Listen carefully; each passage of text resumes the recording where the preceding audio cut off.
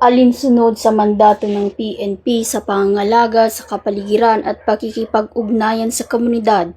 ang mga tauhan mula sa Puerto Princesa City Police Office, Police Station 4 ay nakiisa sa isinagawang clean-up drive sa Puerto Princesa City nito lamang ika-24 ng Agosto taong kasalukuyan. Sa pangunguna ni Police Staff Sergeant Alcantara, sa patnubay ni Police Captain Dalyon, Acting Station Commander, at sa pangunguna na rin ng mga barangay officials ng Barangay Kabayugan, Puerto Princesa City, ay matagumpay na naisagawa ang cleanup drive na naglalayong mapaganda ang kapaligiran ng turang lugar. Samantala, nakitaan naman ang pagtutulungan ng iba't ibang ahensya ng gobyerno, kabilang ang Tourist Police Unit, Philippine Coast Guard, Kabayugan National High School Faculty, Puerto Princesa Subterranean River National Park Management, City Disaster Risk Reduction and Management Office, at iba pang non-government organizations. Ang inisyatiba na ito ay bahagi ng isang pandaigdigang pagsisikap na mapagaan ang polusyon sa karagatan para sa maganda at maayos na aquatic ecosystem.